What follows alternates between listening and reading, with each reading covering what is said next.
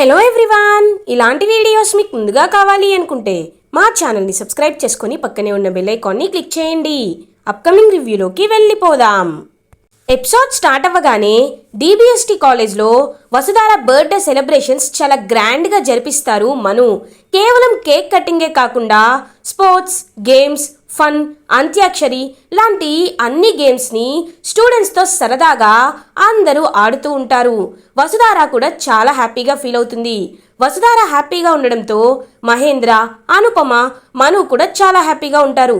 ఇదంతా చూస్తున్న శైలేంద్ర మాత్రం జెలస్గా ఫీల్ అవుతూ ఉంటారు. వసుధార బర్త్డే సెలబ్రేషన్స్కి ముకుల్ కూడా అటెండ్ అవుతారు. మేడం, మీకు ఒక గుడ్ న్యూస్ చెప్పాలి. రిషి సార్ బ్రతికే ఉన్నారని మాకు కొన్ని ప్రూఫ్స్ దొరికాయి. కాబట్టి ఇంకొక 2-3 డేస్లో ఇంకేదైనా స్ట్రాంగ్ క్లూ దొరికితే మేము మీకు ఖచ్చితంగా ఇన్ఫార్మ్ చేస్తాం. ముందుగా మేము మీకు సారీ చెప్పాలి. ఎందుకంటే DNA రిపోర్ట్స్లో రిషి సార్ డెడ్ బాడీనే అని నేనే చాలాసార్లు మీకు కన్ఫర్మ్ చేసి చెప్పాను. కానీ ఇప్పుడు అది అబద్ధమని చెప్తున్నాను. మాకు ఇంకొక చోట రిషి సార్ బ్రతికే ఉన్నారని ప్రూఫ్ దొరికింది. కాబట్టి రిషి సార్ ఖచ్చితంగా ఎక్కడున్నా తిరిగి తీసుకువచ్చే బాధ్యత నాది మేడం. ఎలాంటి ఇన్ఫర్మేషన్ దొరికినా మీకు చెప్తాను అని వసుధారాకి ఒక మంచి గుడ్ న్యూస్ని చెప్పి అక్కడి నుండి వెళ్ళిపోతారు ముకుల్. ఇంకా అందరూ చాలా హ్యాపీగా ఫీల్ అవుతారు. వసుధార బర్త్డే సెలబ్రేషన్స్ అయితే కంప్లీట్ అయిపోతాయి. రాజీవ్ మనుపై చాలా పగతో ఉంటాడు. కాబట్టి శైలేంద్రకి కాల్ చేసి, హలో భయ్యా, నువ్వు నాకు ఒక మాట ఇవ్వాలి. ఒకవేళ నేను జైలుకి వెళ్తే నువ్వు నాకు వెంటనే బెయిల్ తీసుకువచ్చే ప్రయత్నాలు చేయాలి అని కాల్ కట్ చేసేస్తాడు. శైలేంద్ర టెన్షన్ పడుతూ ఉంటాడు. ఇప్పుడు వీడు ఏం చేస్తాడా అని ఆలోచిస్తూ ఉంటాడు శైలేంద్ర. మను ఇంటికి కారులో బయలుదేరతాడు. మను కార్కి యాక్సిడెంట్ చేయిస్తాడు రాజీవ్. మను పాపం సివియర్ బ్లడ్ లాస్తో హాస్పిటల్లో జాయిన్ అవుతాడు. ఇంకా మనుకి యాక్సిడెంట్ అయిందన్న విషయం తెలుసుకొని మహేంద్ర, వసుధార, అనుపమ హాస్పిటల్కి రీచ్ అవుతారు. అనుపమ మను దగ్గరికి వెళ్ళి బోరున ఏడుస్తూ ఉంటుంది. నాన్న మను, ఏంటి నాన్న నీకు ఇలాంటి పరిస్థితి రావడం ఏంటి అని ఇంకా చాలా ఎమోషనల్గా ఫీల్ అవుతూ ఉంటారు అనుపమ. అదంతా గమనిస్తున్న మహేంద్ర, వసుధార మాత్రం షాక్ అయిపోతారు. మనుకి ట్రీట్మెంట్ జరుగుతూ ఉంటుంది. మహేంద్ర, అనుపమ, వసుధార చాలా టెన్షన్ పడుతూ ఉంటారు. డాక్టర్ బయటికి వస్తారు. అనుపమ వెంటనే వెళ్ళి, డాక్టర్ ఇప్పుడు ఎలా ఉంది, మనుకి ఎలా ఉంది అని అడుగుతుంది. యాక్చువల్లీ ఆయనకి సివియర్ బ్లడ్ లాస్ అయింది. కాబట్టి అర్జెంటుగా బ్లడ్ అనేది కావాలి. తనది AB నెగిటివ్. ఇది చాలా రేర్గా దొరుకుతుంది. బ్లడ్ బ్యాంక్స్లో కూడా ట్రై చేయండి అని అంటారు. AB నెగిటివా, ఇప్పుడు ఎలా అని చెప్పి పాపం మహేంద్ర ఆలోచిస్తూ ఉంటే అప్పుడే ఇంకా అనుపమ అంటారనమాట, తనది నాది ఒకే బ్లడ్ గ్రూప్, కావాలంటే నా బ్లడ్ తీసుకోండి అని అంటుంది అనుపమ. ఇంకా మహేంద్ర అలా చూస్తూ ఉంటారు. అయితే రండి మేడం అని చెప్పి ఇంకా బ్లడ్ క్యాంపెయిన్ దగ్గరికి తీసుకువెళ్తారనమాట డాక్టర్. వసుధార మహేంద్రతో అంటారు, మావయ్య, అనుపమ మేడం ప్రవర్తన చాలా విచిత్రంగా ఉంది కదా అని అడుగుతారు. అవునమ్మా వసుధార, ఇంతకు ముందు ఎప్పుడు అనుపమ నేను ఇంత ఎమోషనల్ అవ్వడం చూడలేదు. తను మను విషయంలో చాలా ఎమోషనల్గా ఫీల్ అవుతుంది. తన సొంత మనిషికి ఏదైనా జరిగితే ఎలా అయితే తట్టుకోలేరో తను అలాగే బిహేవ్ చేస్తుంది. ఈ ప్రవర్తన బట్టి నేను ఒక విషయం అర్థమవుతుంది, కన్ఫర్మ్ చేసుకోగలుగుతున్నానమ్మా. అది ఏంటి అంటే ఖచ్చితంగా అనుపమకి, మనుకి ఏదో గతం ఉంది అని అంటారు మహేంద్ర. మీరు చెప్తుంటే నాకు అది నిజమే అనిపిస్తుంది మావయ్య అని అంటుంది వసుధార. అనుపమ ఇంకా మనుకి బ్లడ్ ఇస్తుంది. అనుపమ బ్లడ్ని ఇంకా మనుకైతే ఇంజెక్ట్ చేస్తూ ఉంటారు. మను దగ్గరికి వెళ్ళి, అనుపమ నువ్వు త్వరగా కోలుకోవాలి నాన్న, కోలుకోవాలి, నేను కోరుకునేది అదే అని ప్రేమగా తలపై ఇంకా చేయి వేసి నిమురుతూ ఉంటారు అనుపమ. మహేంద్ర, వసుధార కూడా మను దగ్గరికి వస్తారు. వెంటనే తన కన్నీళ్ళని తుడుచుకొని కవర్ చేసుకుంటుంది అనుపమ. ఇంకా మనుకి బ్లడ్ ఎక్కిస్తారు. మను అలా స్పృహలోకి వస్తారు. స్పృహలోకి వచ్చిన మను ఫస్ట్ అనుపమనే చూస్తారు. అనుపమ చాలా హ్యాపీగా మను అని ఎమోషనల్గా ఫీల్ అవుతారు. ఇంకా వెంటనే అక్కడ వసుధార అండ్ మహేంద్ర కూడా ఉంటారు. మను గారు, ఇప్పుడు మీకు ఎలా ఉంది అని అడుగుతుంది వసుధార. పర్లేదు మేడం, కానీ ఇలా ఎలా జరిగిందో నాకేమీ అర్థం కావటం లేదు అని అంటారు మను. ఇంకేముంది, ఎప్పుడు అందరికీ మంచి చేయాలని ఆలోచిస్తూ ఉంటావు కదా. ఇప్పుడే కాదు, చిన్నప్పటి నుండి నిన్ను చూస్తున్నాను, ఎప్పుడూ అలాగే ఉంటావు. కాబట్టి ఎవరో శత్రువులే ఇలా చేసుంటారు అని అంటుంది అనుపమ. ఎందుకు అంతలా ఫీల్ అవుతున్నావు అని అడుగుతాడు మను. ఫీల్ అవ్వకపోతే ఇప్పుడు నీకు జరిగిందేంటి? కొంచెంలో ప్రాణానికి ప్రమాదం అన్నారు తెలుసా అని అంటుంది అనుపమ. నాకేమీ కాలేదు కదా, ఎందుకు అంతలా టెన్షన్ పడుతున్నావు అని అడుగుతాడు మను. ఏమీ కాలేదనే కదా ఎప్పుడు ఇలాగే సమాధానం చెప్తావు, చీ అని అక్కడి నుండి వెళ్ళిపోతుంది అనుపమ. మహేంద్ర మనుతో, మను ఏంటి తనతో అంత క్లోజ్గా మాట్లాడుతున్నావు అని అడుగుతారు. అంటే ఏం లేదు సార్ అని అంటాడు. ఇంకా కవర్ చేసుకుంటాడు మను. మను నువ్వేమీ టెన్షన్ పడద్దు, అసలు నీకు యాక్సిడెంట్ ఎలా జరిగిందో ఎవరు చేయించారో నేను ఖచ్చితంగా కనుక్కుంటాను అని అంటారు మహేంద్ర. అప్పుడే అక్కడికి మను వాళ్ళ అసిస్టెంట్ వస్తారు. అవసరం లేదు సార్, ఎందుకంటే యాక్సిడెంట్ చేయించింది ఎవరో నాకు తెలిసిపోయింది అని అంటారు మను వాళ్ళ అసిస్టెంట్. ఎవరు రాజు అని అడుగుతాడు మను. ఇంకెవరు సార్, ఆ రాజీవ్ గాడే అని అంటాడు మను వాళ్ళ అసిస్టెంట్. ఒక్కసారిగా షాక్ అయిపోతారు వసుధార, మహేంద్ర అండ్ మను. వాట్, రాజీవా అని అంటారు మహేంద్ర. అవును సార్, అక్కడ ఉన్న సీసీటీవీ ఫుటేజెస్లో అదంతా క్లియర్గా రికార్డ్ అయింది. ట్రాఫిక్ సిగ్నల్స్ దగ్గర ఉండే సీసీ కెమెరాస్లో క్యాప్చర్ అయిన వీడియో చూడండి అని. ఇంకా రాజీవే ఆ లారీ డ్రైవ్ చేసినట్టు అదంతా క్లియర్గా ఇంకా వీడియో అయితే రికార్డ్ అయి ఉంటుంది.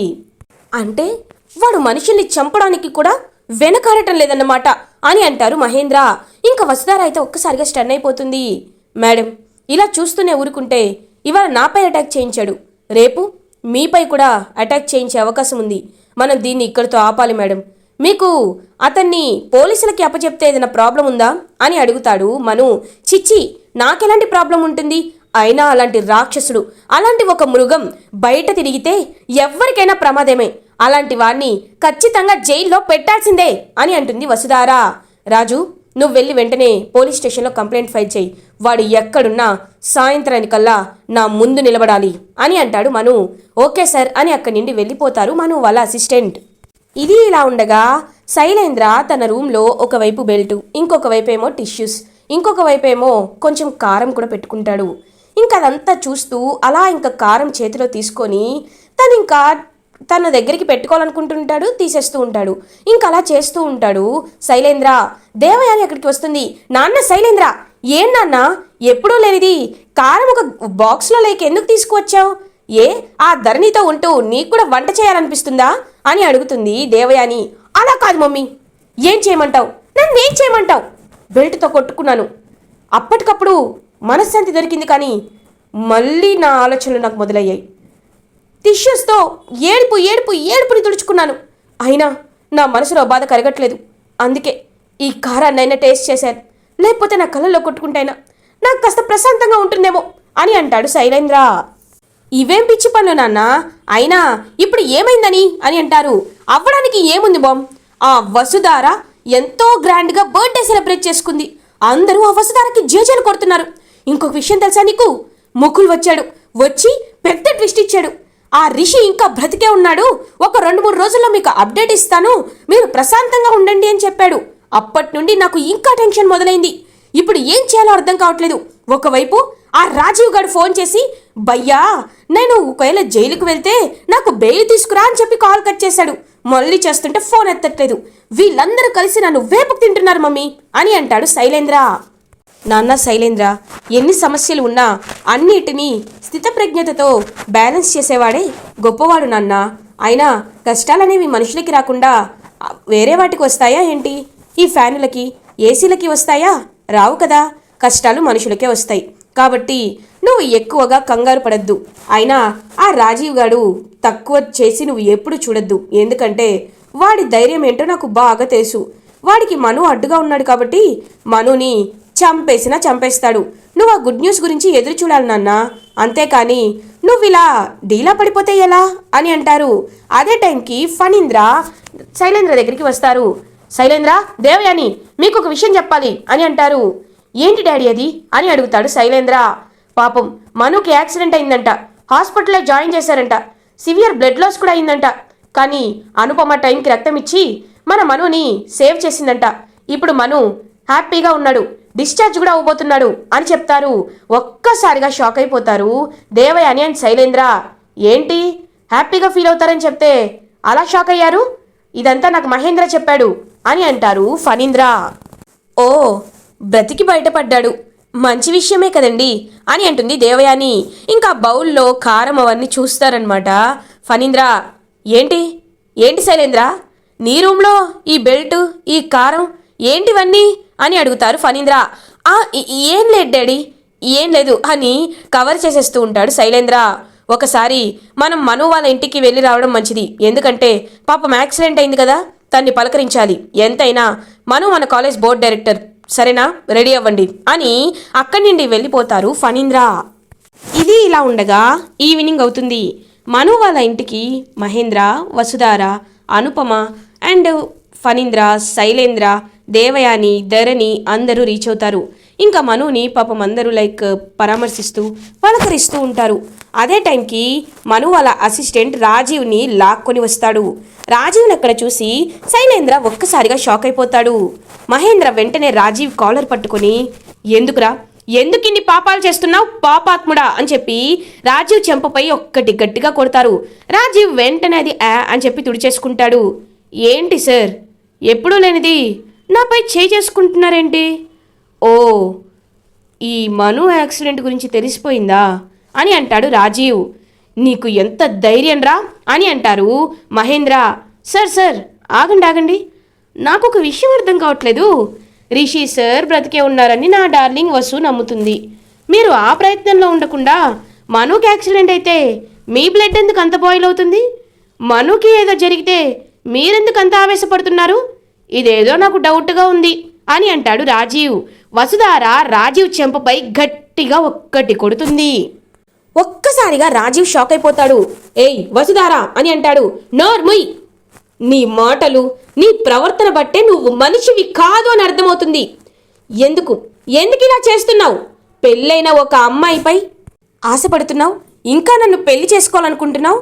అసలు నువ్వు మనిషివేనా? ఛీ అని అంటుంది వసుధార.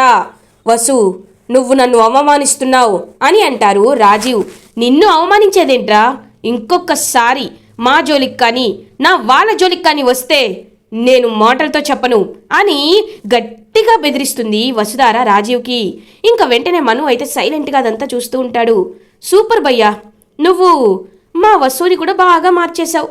ఇంకేముంది, అందరూ అనుకున్నట్లే జరుగుతుంది, అంతే కదా అని అంటాడు రాజీవ్. ఇంకా మహేంద్ర మళ్ళీ రాజీవ్ని కొట్టి, ఇంకొకసారి మా కోడలు జోలికి వస్తే పోతేస్తా, పోరా అని గట్టిగా తోసేస్తాడు. అప్పుడే ఇంకా పోలీసు వచ్చి రాజీవ్ని అరెస్ట్ చేసి తీసుకువెళ్తారు. వసు, గుర్తుపెట్టుకో, నాకు అంతు ఉండదు, నేను ఎప్పటికైనా తిరిగి వస్తా అని చెప్పి అక్కడి నుండి వెళ్ళిపోతాడు రాజీవ్. ఇదంతా శైలేంద్ర చూస్తూ సైలెంట్గా ఉంటాడు. మను వసుధారతో, మేడం, ఇకపై మీకు వీడి భయం ఉండదు, ఎందుకంటే ఈ రాజీవ్ జీవితాంతం జైల్లో ఉండేలా నేను చేస్తాను అని శైలేంద్ర వైపు చూస్తూ ఉంటాడు మను. ఇంకా శైలేంద్ర సైలెంట్గా ఆలోచిస్తూ ఉంటాడు. ఇప్పుడు వీడికి బెయిల్ ఇస్తే ఖచ్చితంగా నేను ఇరుక్కుంటాను, నాకు తెలియనట్టు సైలెంట్గా ఉండడమే బెటర్ అని మనసులో ఫిక్స్ అవుతాడు శైలేంద్ర. అనుపమ వాళ్ళ పెద్దమ్మ, మను, నువ్వు చాలా మంచి పని చేసావురా, ఎందుకంటే ఇలాంటి మృగాలకి ఇలానే శిక్ష వేయాలి అని అంటుంది అనుపమ వాళ్ళ పెద్దమ్మ. అనుపమ, అయినా ఏంటి పెద్దమ్మ, నువ్వు కూడా తన్నే సపోర్ట్ చేస్తున్నావు, ఎంతైనా జాగ్రత్తగా ఉండాలి కదా అని అంటుంది అనుపమ. అందరూ ఒక్కసారిగా షాక్ అయిపోతారు. ఏంటి పెద్దమ్మ అని అంటారు వసుధార. ఇంకా వెంటనే అనుపమ షాక్ అయిపోతుంది. ఆ పెద్దమ్మ అంటే పెద్దమ్మ లాంటి వారని పెద్దమ్మ అన్నాను, అంతే. సరే మనకు చాలా టైం అయింది, రండి వెళ్దాం అని ఇంకా ఇంటికి రీచ్ అవుతారు అనుపమ, మహేంద్ర అండ్ వసుధార.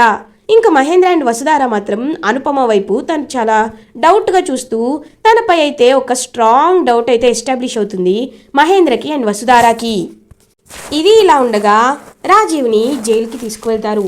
ఇంకా జైల్లో రాజీవ్ అలా వసుధార ఫోటో చూస్తూ, తనైతే నా మరదలు, నా డార్లింగ్, నన్ను ఎంత కొట్టినా నేను మాత్రం తన్ని ప్రేమిస్తూనే ఉంటాను, అయినా భయ్య బెయిల్ తీసుకొస్తాడులే, తను తీసుకొచ్చాక నేను బయటికి వస్తాను, అప్పుడు వసుధారాని పెళ్లి చేసుకుంటాను అని రాజీవ్ అయితే ఫిక్స్ అయిపోతాడు.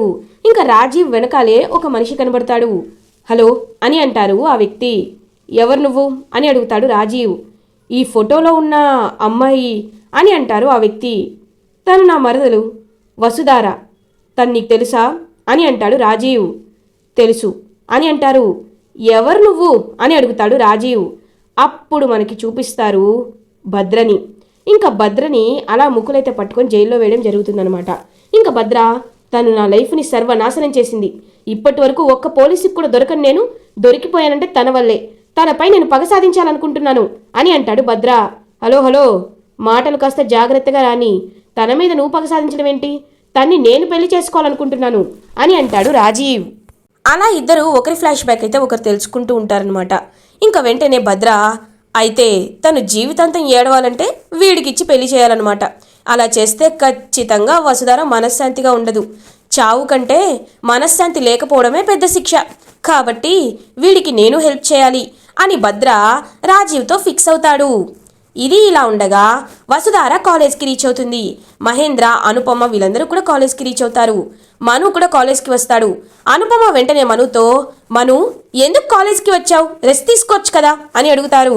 పర్లేదు మేడం, కాలేజ్కి రావాలనిపించింది, అయినా ఇంట్లో ఉంటే బోర్ కొడుతుంది కాబట్టే కాలేజ్కి వచ్చాను అని అంటాడు మను. ఇంకా మను డెడికేషన్ చూసి మహేంద్ర అండ్ వసుధార హ్యాపీగా ఫీల్ అవుతారు. మను వసుధారతో, మేడం రిషి సార్ గురించి ఏదైనా ఇన్ఫర్మేషన్ తెలిసిందంటారా అని అడుగుతారు. నేను దాని గురించే వెయిట్ చేస్తున్నాను మను గారు. ఖచ్చితంగా రిషి సార్ బ్రతికే ఉన్నారని నేను చెప్పినట్లే జరిగింది. ఇప్పుడు ముకుల్ సార్ కాల్ గురించే నేను వెయిట్ చేస్తున్నాను అని అంటుంది వసుధార. కరెక్ట్గా అదే టైంకి ముకుల్ కాల్ చేస్తాడు. వసుధార చాలా హ్యాపీగా కాల్ లిఫ్ట్ చేస్తుంది. హలో సార్ అని అంటుంది వసుధార. మేడం మనకు ఒక గుడ్ న్యూస్, ఒక స్ట్రాంగ్ క్లూ దొరికింది మేడం. ఇది నేను మీకు డైరెక్ట్గా చెప్పాలి అనుకుంటున్నాను, ఇప్పుడే వస్తున్నాను అని ముకుల్ వసుధార వాళ్ళ దగ్గరికి వెళ్తాడు. వసుధార, మను, మహేంద్ర వీళ్ళందరూ ఇంకా ముకుల్ కోసం వెయిట్ చేస్తూ ఉంటారు. ముకుల్ వసుధారతో చెప్పడం స్టార్ట్ చేస్తారు. మేడం మేము రిషి సార్ ఎక్కడికి వెళ్ళి ఉండొచ్చు, రిషి సార్కి గాయాలయ్యాయి కాబట్టి ఈ చుట్టుపక్కల ఏరియాస్లో ఎక్కడ ఉండి ఉండొచ్చు అనే విషయాలపై కాన్సన్ట్రేట్ చేసి ఫోకస్ పెట్టాం. అప్పుడే మాకు ఒక ఇంపార్టెంట్ క్లూ దొరికింది. మొన్న ఒక ప్లేస్లో ఏదో దొంగతనం జరిగితే ఆ కేసుని డీల్ చేయడానికి వెళ్ళాం. వాటి పక్కనే ఉన్న సీసీ కెమెరాని చెక్ చేస్తే అక్కడ ఒక ఆర్ఫనేజ్ ఉంది. ఆ ఆర్ఫనేజ్ నుండి రిషి సార్ బయటికి వస్తున్నట్టు కొన్ని విజువల్స్ అయితే రికార్డ్ అయ్యాయి. కావాలంటే మీరు చూడండి అని చెప్పి ఇంకా చూపిస్తారు. అందులో క్లియర్గా రిషి అయితే కనబడతాడు. వసుధార చాలా హ్యాపీగా ఫీల్ అవుతుంది. సార్ ఇది రిషి సరే అని అంటుంది. మేడం మీరు కన్ఫర్మ్గా చెప్పగలరా ఇది రిషి సార్ అని అడుగుతారు ముకుల్. అవును సార్, రిషి సరే, ఖచ్చితంగా రిషి సరే అని వసుధార అయితే ఇంకా హుట్టిన ఆ ఆర్ఫనేజ్ అడ్రస్ తెలుసుకొని అక్కడికి బయలుదేరుతుంది. మను, మహేంద్ర, అనుపమ కూడా బయలుదేరుతారు. ఇంకా అలా వసుధార పాపం ఆర్ఫనేజ్లోకి ఎంటర్ అవుతుంది. రిషి అక్కడే ఉన్న పిల్లలకి పాఠాలు చెప్తూ కనిపిస్తాడు. వసుధార రిషి సార్ అని గట్టిగా అరుస్తుంది. ఇంకా వసుధారాని చూసిన రిషి చాలా హ్యాపీగా ఫీల్ అవుతాడు. ఇంకా వెంటనే రిషి వసుధారాని హక్ చేసుకుంటారు. వసుధార కూడా చాలా హ్యాపీగా ఫీల్ అవుతుంది. ఇదంతా చూస్తున్న మహేంద్ర అండ్ అనుపమ, మను వీళ్ళందరూ కూడా హ్యాపీగా ఫీల్ అవుతారు. ఇలా ఎపిసోడ్ ఎండ్ అవుతుంది.